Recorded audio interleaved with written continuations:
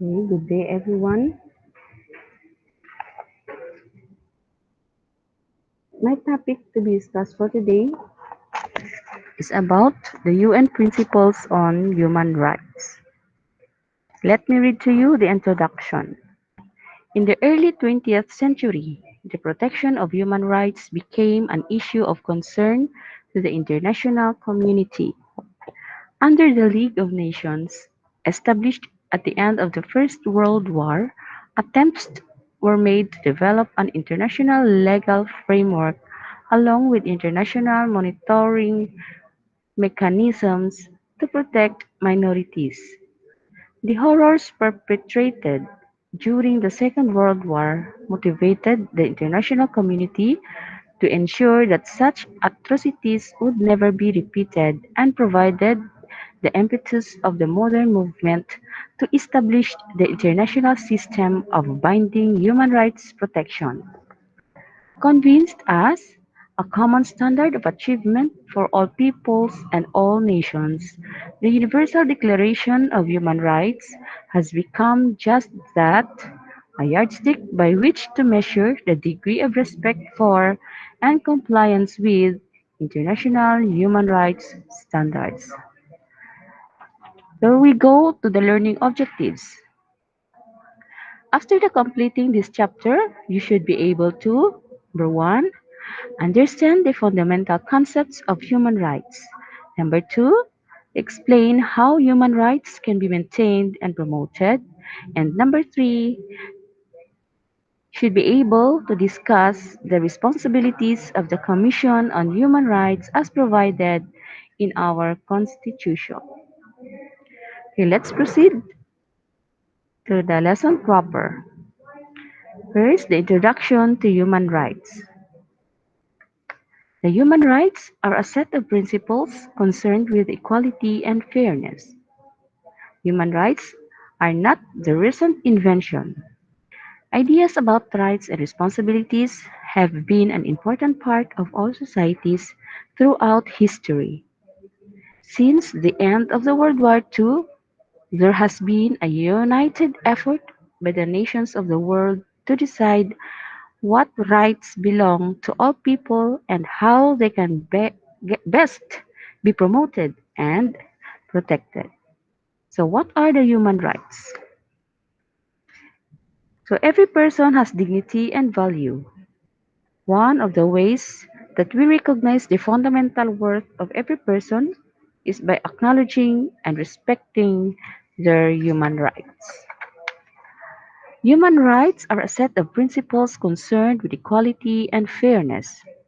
They recognize our freedom to make choices about our lives and to develop our potential as human beings. They are about living a life free from fear, harassment, and discrimination. Human rights can broadly be defined as a number of basic rights that people from around the world have agreed are essential.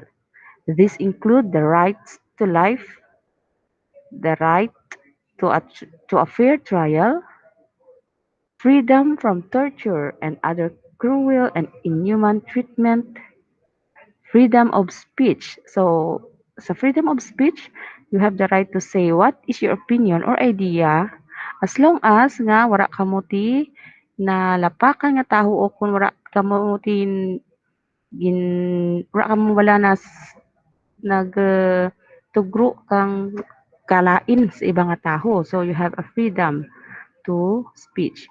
Freedom of religion.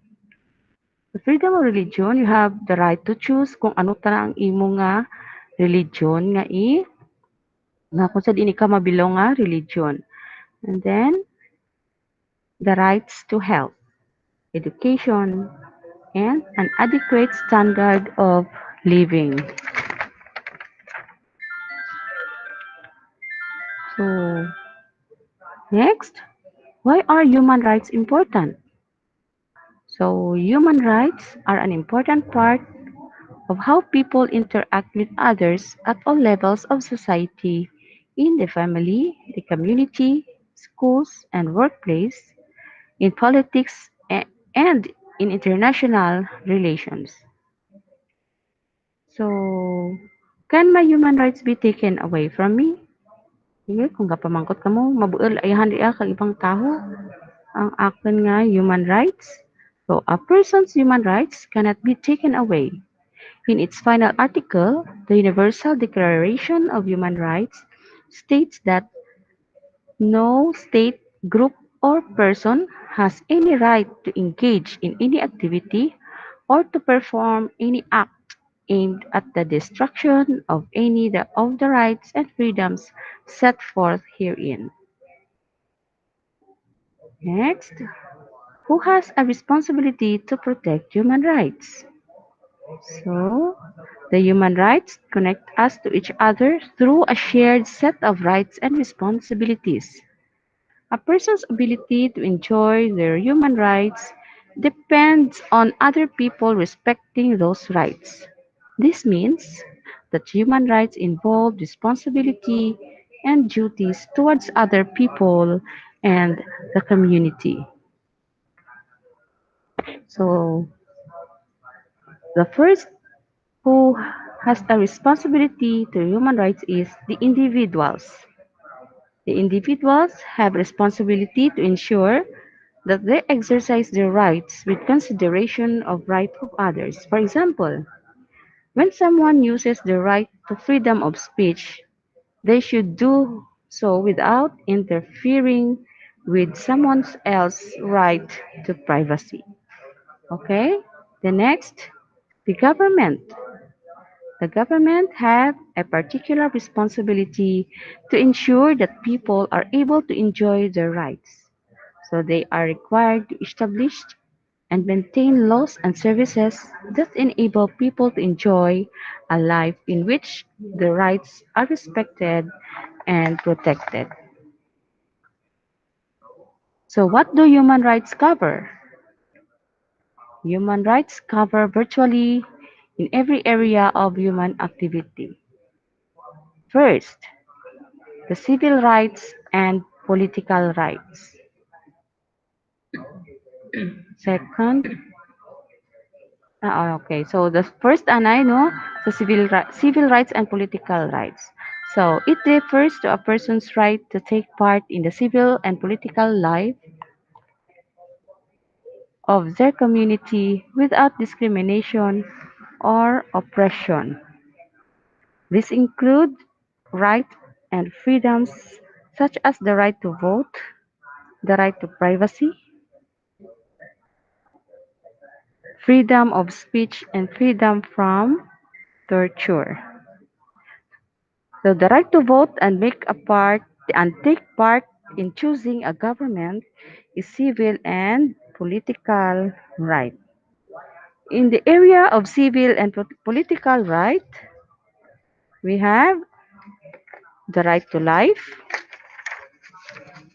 freedom from torture and cruel, inhuman or degrading treatment or punishment, freedom from slavery, servitude, and forced labor, right to liberty and security of person, right of detained persons to be treated with humanity, freedom of movement, right to a fair trial, prohibition of retroactive criminal laws, right to recognition as a person before the law, right to privacy, freedom of thought, conscience, and religion, freedom of opinion and expression, prohibit, prohibition of propaganda for war and incitement to national, racial, or religious hatred,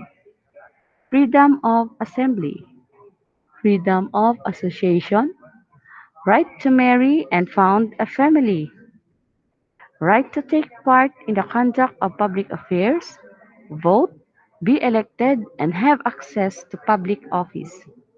And the last one is the right to equality before the law and non-discrimination. Next,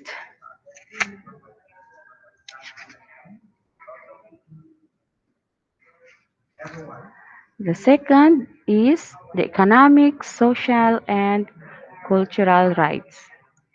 So it refers to a person's right to prosper and grow, to take part in social and cultural activities. This group includes rights such as the right to health, the right to education, and the right to work. In the area of economic, social, and cultural rights, we have right to work, right to just and favorable conditions of work, right to form and join trade unions, right to social security, protection of the family, right to an adequate standard of living, including adequate food, clothing, and housing, right to health, and right to education.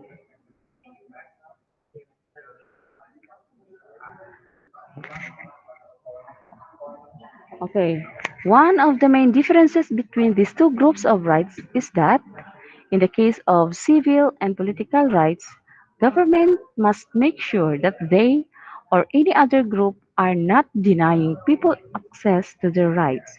Whereas in relation to economic, social, and cultural rights, government must take active steps to ensure rights are being fulfilled. Okay, so next, the third one is the collective rights. This is often defined as the protection given to disadvantaged and marginalized groups. So in the area of collective rights, we have the rights of person to self-discrimination, development, free use of their wealth and natural resources, peace, a healthy environment, rights of national, ethnic, religious, and linguistic minorities, rights of indigenous people. Okay, that's all. Next, the individual rights. The individual rights refers to rights that can only apply to individuals. Our next topic, the United Nations and human rights. The United Nations Charter set forth the inherent dignity and the equal and inalienable rights of all members of the human family. Upholding these human rights, upholding this human rights principle as the foundation of freedom, justice, and peace in the world is fundamental to every undertaking of United Nations. So the United Nations or the UN was created to fulfill four key aims. Number one, to ensure peace and security. Next, to promote economic development. Next, to promote the development of international law. And then to ensure the observance of human rights. Let's proceed to the other UN bodies. In addition to General Assembly, in which all member states are represented, there are five other main bodies of the United Nations that deal with different types of international concerns and administrative tasks. So, what are those five? We have the International Court Law of Justice, the Secretariat, the Security Council, the Economic and Social Council, and the Trustship Council. So, under the Economic and Social Council, we have the Commission on Human Rights, the International Labour Organization or the ILO, the United Nations, the United Nations Children's Fund or the UNICEF, the United Nations Development Fund for Women or the UNIFEM, the United Nations Educational, Scientific and Cultural Organization or the UNESCO, and then the last one is World Health Organization or the WHO. Although human rights are fundamental to all functions of the UN, human rights issues mainly fall under the Economic and Social Council or the ECOSOC. In this council of 54 members elected the institutions or elected by the General Assembly is responsible for coordinating all economic and social work of the UN and its affiliated institutions. So the Economic and Social Council oversees the work of many intergovernmental organizations or the IGOs and certain UN commission such as the UN Commission on Human Rights. So the UN Commission on Human Rights, made up of 53 member states elected by ECOSOC, the UN Commission on Human Rights, initiates studies and fact-finding missions and discusses specific human rights issues. It has responsibility for initiating and drafting human rights declaration and conventions. ECOSOC also supervises intergovernmental organizations or the IGOs, which are specialized agencies that function independently with their own charter, budget, and staff but are affiliated with UN by special agreements. IGOs report to the ECOSOC and may be asked to review reports from certain UN bodies that are relevant to their area of focus. So here are some intergovernmental organizations that work to protect human rights. It includes number one, the International Labour Organization or the ILO. It is develops international labor standards and provides technical assistance trainings to government.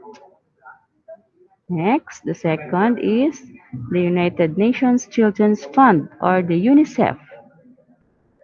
Works with other UN bodies, governments, and non-governmental organizations to provide community-based services in primary health care, basic education, and safe water and sanitation for children in developing countries. Human rights are fundamental to its programming. Next, United Nations Development Fund for Women or the UNIFEM. It promotes economic and political empowerment of women in developing countries, working to ensure their participation in development, planning and practices, as well as their human rights. United Nations Educational, Scientific and Cultural Organization or the UNESCO. It pursues intellectual cooperation in education, science, culture, and communications, and promotes development through social, cultural, and economic projects. And the last one is the World Health Organization.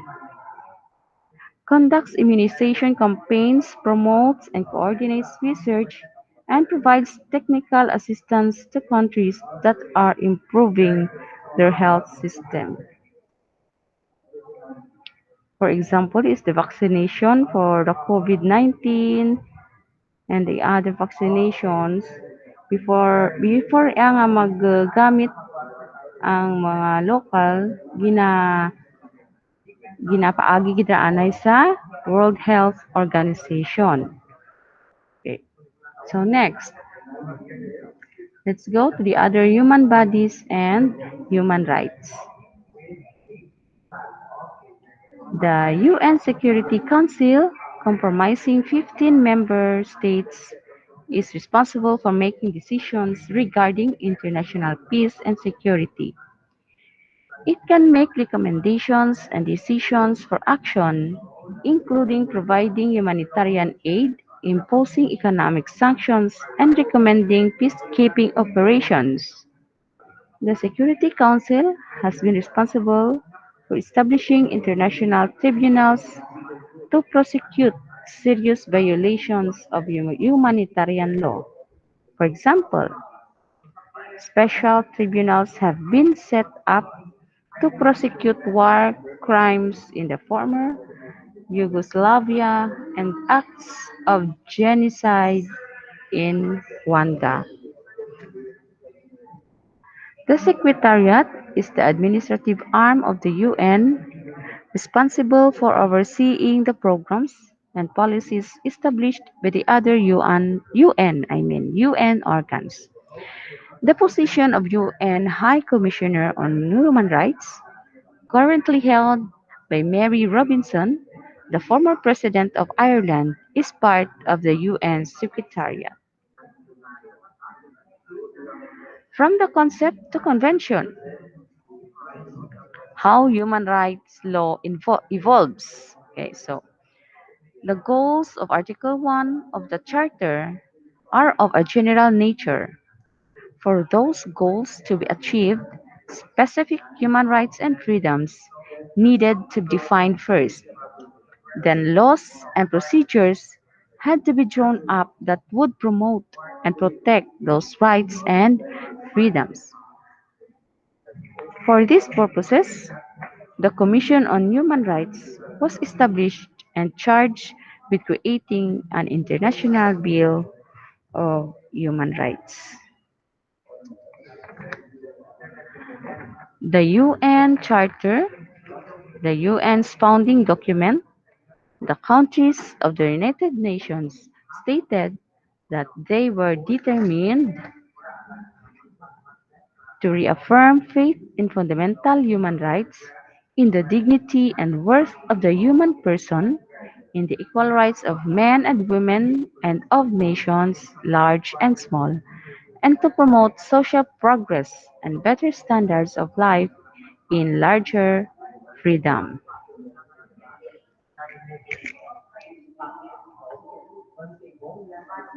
The UN's strong emphasis on human rights made indifferent from previous international organizations. UN member countries believe that the protection of human rights would help ensure freedom, justice, and peace for all in the future. Let's go to the Universal Declaration of Human Rights. Rights for all members of the human family were first articulated in 1948 in the United Nations Universal Declaration of Human Rights, or the UDHR. Following the horrific experiences of the Holocaust and World War II, and amid the grinding poverty of much of the world's population, many people sought to create a document that would capture the hopes, aspirations, and protections to which every person in the world was entitled and ensure that the future of humankind would be different.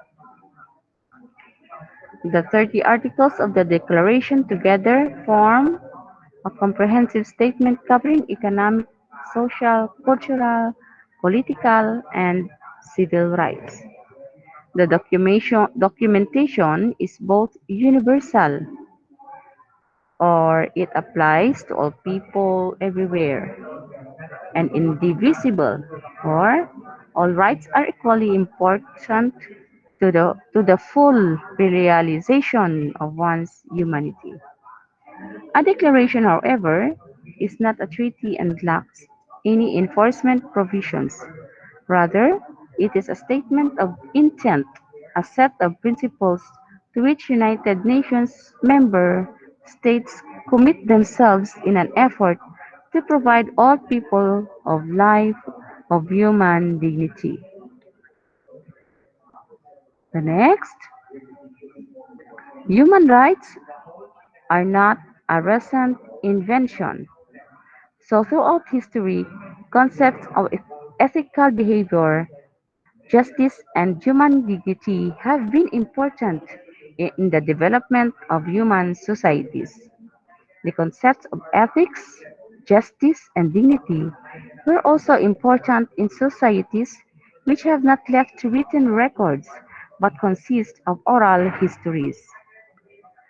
Ideas about justice were prominent in the thinking of philosophers in the Middle Ages, the Renaissance, and the Enlightenment. So the significant development in thinking about many human rights took place in the 17th and 18th centuries during a time of revolution and emerging national identities.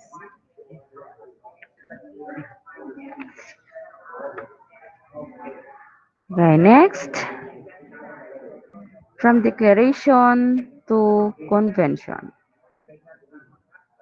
The International Bill of Human Rights consists of the Universal Declaration of Human Rights, or the UDHR, the International Covenant on Civil and Political Rights, and its optional protocol, and the International Covenant on Economic, Social, and Cultural Rights. First, in 1948, came the UDHR, which serves to define the basic human rights and freedom to which all individuals are entitled. A declaration is not legally binding document, however, for the rights defined in a declaration to have full legal force,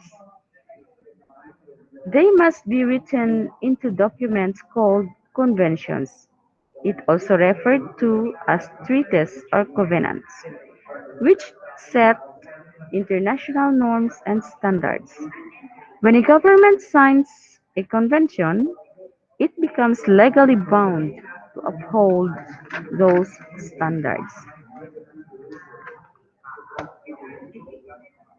And then once the UDHR was drafted and adopted by the UN General Assembly, work began to codify the rights it contained into a convention.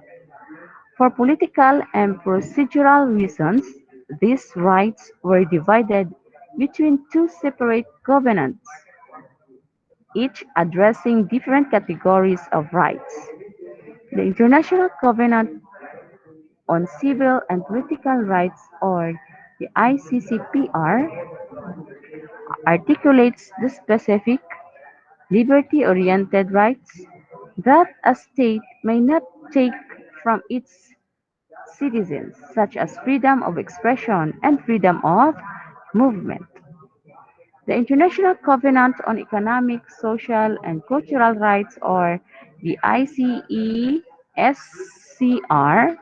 addresses those articles in the UDHR that define an individual's right to basic necessities such as food, housing, and health care, which a state should provide for its citizens. In so, insofar as it is able. So both covenants were adopted by the UN in 1966.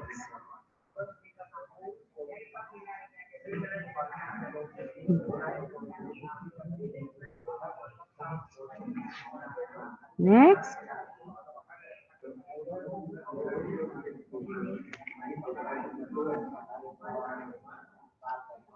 the reporting and monitoring. Every convention contains articles that establish procedures for monitoring and reporting how states, parties, governments that have ratified and document are complying with it. Both covenants, for example, provide for a body of independent experts to monitor governmental compliance with treaty provisions. Articles in the ICCPR establish a human rights committee consisting of 18 independent experts who examine progress reports from states that are party to that covenant. The committee also can consider complaints of one member state against another. In addition, the ICCPR provides a complaint procedure through which individuals can have grievances against their government heard in an international forum. When a UN member state ratifies a convention, it agrees to abide by the provisions of the convention, consent to be monitored, change its laws to conform to the convention, and report at regular intervals on its progress in doing so. Relevant parts of these reports are also forwarded to the specialized UN-affiliated intergovernmental organizations such as the World Health Organization and the International Labour Organization for their review and recommendation. So, the evolution of human rights. Okay. Since 1948, the UDHR has served as the foundation for 20 major human rights conventions. Many human rights conventions have entered into force. Some are still in the process of ratification. Others, such as a, Others, such as a Convention on the Rights of the Indigenous People and a Convention on Environmental Rights, are presently being drafted. As the needs of certain groups of people are recognized and defined, and as world events point to the need for awareness and action of specific human rights issues, international human rights law continuously evolves in response. So the ultimate goal is to protect and promote the basic human rights of every person everywhere.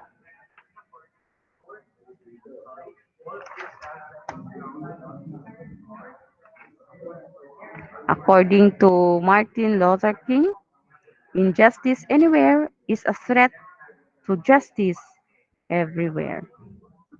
So let's proceed to the principal human rights conventions.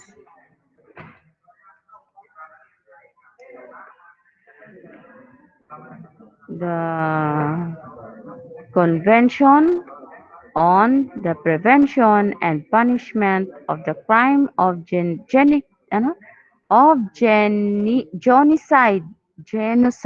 Okay, 1948.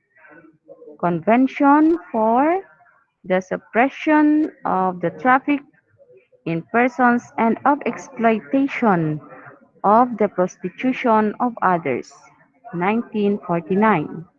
The Convention relating to the status of refugees in 1951, Slavery Convention of 1926 amended by Protocol in 1953, the Convention on the Political Rights of Women in 1953, the Convention on the Nationality of Married Women in 1957, Convention on the Reduction of Statelessness in 1961, the Convention on Consent to Marriage, Minimum Age of Marriage, and Registration of Marriages in 1962, International Covenant on Civil and Political Rights in 1966, International Convention on the Elimination of All Forms of Racial Discrimination in 1966, Convention on the Non-Applicability of Statutory Limitations to War Crimes and Crimes Against Humanity in 1968, the International Convention on the Suppression and Punishment of the Crime of Apartheid in 1973, the Convention on the Elimination of All Forms of Discrimination Against Women 1979. Convention Against Torture and Other Cruel, Inhuman, or Degrading Treatment or Punishment on 1984. Convention on the Right of the Child on 1989. And the last one is the Convention on the Rights of Migrant Workers or the Migrant Workers and the Members of Their Families on 1990. Okay, note that the date refers to the year and to the year the UN General Assembly adopted the convention. Okay, let's proceed. The International Criminal Court or the ICC. It is permanent judicial body established by the Rome Statute of the International Criminal Court on 1998 to prosecute and adjudicate individuals accused of genocide, war crimes, and crimes against humanity that has headquarters at Oud Wolfsdorp-Berweg 10-2597, aka the Hague, the Netherlands. The ICC was established as a court of last resort to prosecute the most heinous offenses in cases where national courts fail to act. Unlike the International Court of Justice, which hears disputes between states, the ICC handles prosecutions of individuals. The court has 18 judges, each from a different member country and elected by the member states. It requires its members to seek a gender-balanced bench, and the judiciary must include representatives of each of the United Nations' 5 regions. Judges and prosecutors are elected to non-renewable 9-year terms. The president and 2 vice presidents of the court are elected from among the judges. They, along with the registry, handle the administration of the court. The court has jurisdiction over 4 categories of crimes under international law: genocide, or the intent to destroy in whole or in part a national, ethnic, racial, or religious group; war crimes, or grave breaches of the laws of war, which include the Geneva Conventions, prohibitions on torture, the use of child soldiers, and attacks on civilian targets such as hospitals or schools. Crime against humanity or violations committed as part of large-scale attacks against civilian populations, including murder, rape, imprisonment, slavery, and torture; and crimes of aggression, or the use or threat of armed force by a state against the territory, integrity, sovereignty, or political independence of another state, or violations of the UN Charter.